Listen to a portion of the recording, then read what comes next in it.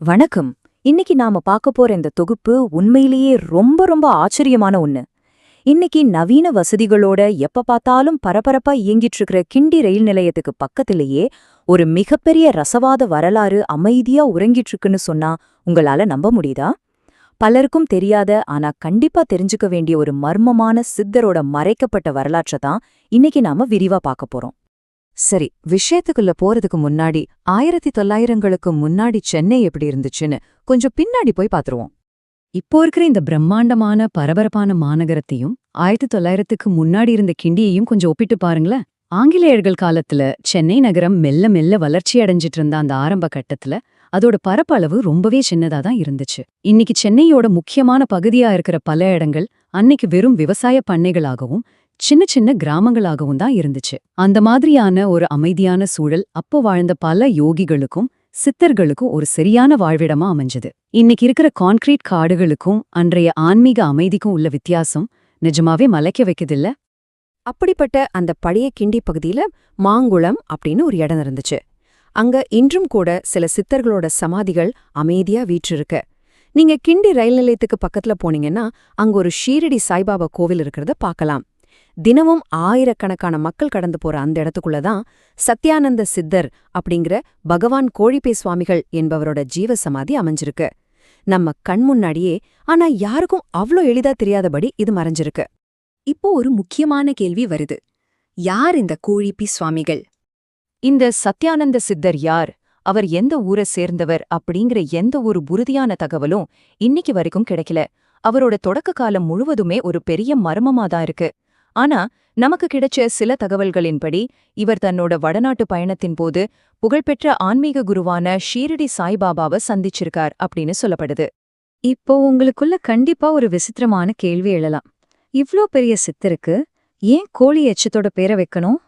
கேட்கவே கொஞ்சம் வித்தியாசமாகவும் சிரிப்பாகவும் இருக்குல்ல. ஆனா அந்த பேருக்கு பின்னாடி இருக்கிற காரணம் அதை விட ரொம்பவே ஆச்சரியமானது.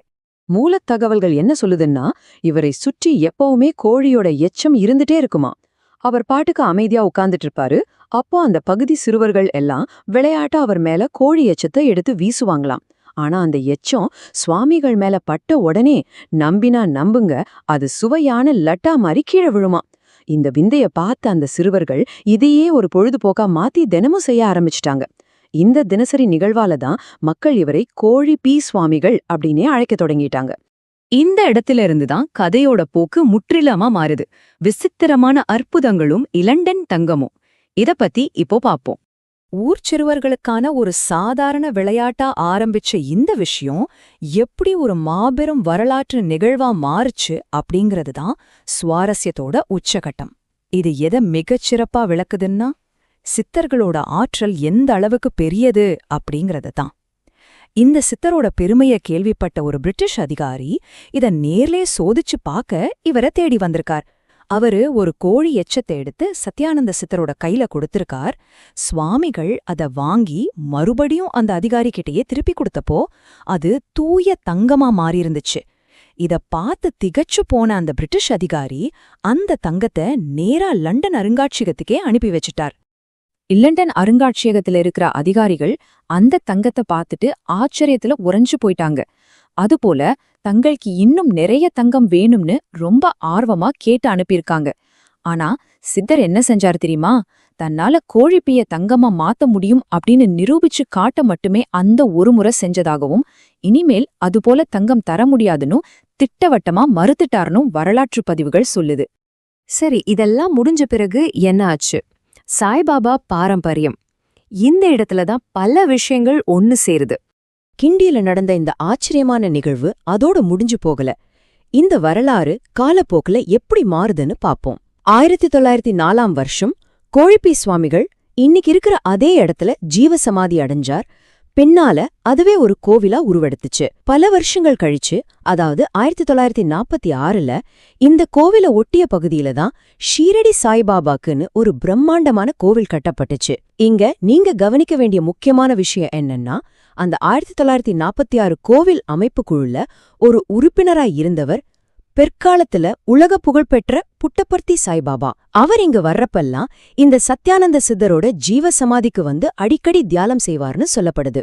புட்டபர்த்தி சாய்பாபாவோட உலகளாவிய புகழ் பத்தி நம்ம எல்லாருக்குமே தெரியும். ஆனா அவரோட பேருக்கு முன்னாடி இருக்கிற அந்த சத்யா அப்படிங்கிற வார்த்தை எங்கிருந்து வந்துச்சுன்னு யோசிச்சிருக்கீங்களா?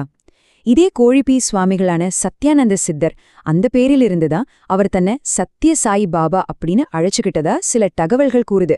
இன்னைக்கு வரைக்கும் இந்த மாபெரும் ஜீவ சமாதி கோவில் சாய்பாபா கோவில் அறக்கட்டளையோட நேரடி பராமரிப்புல தான் இயங்கிட்டு வருது. நாம தினமும் அவசரமா கடந்து போற ஒரு ரயில் நிலையத்துக்கு பக்கத்துல இவ்ளோ பெரிய ரசவாத அற்புதமும் உலக புகழ்பெற்ற ஒரு ஆன்மீக தலைவரோட பெயர் உருமான வரலாறும் அமைதியா காத்துட்டு இருக்குன்னு நினைக்கும் போதே ரொம்ப ஆச்சரியமா இருக்குல்ல? இந்த தொகுப்பு முடிக்கிறப்போ உங்களுக்குள்ளே இந்த கேள்வியை கேட்டுக்கோங்க. நாம வாழ இந்த நவீன நகரங்களோட கான்கிரீட் கட்டிடங்களுக்கும் பரபரப்பான வீதிகளுக்கும் அடியில இது போல இன்னும் எத்தனை மறைக்கப்பட்ட வரலாறுகளும் மறக்கப்பட்ட அற்புதங்களும் புதைஞ்சு கிடக்கும். தேடி பார்த்தா உங்க வீட்டுக்கு பக்கத்துல கூட ஒரு மாபெரும் வரலாறு காத்திருக்கலாம். மீண்டும் இது போல இன்னொரு சுவாரஸ்யமான தொகுப்புல உங்களை சந்திக்கிறேன். நன்றி.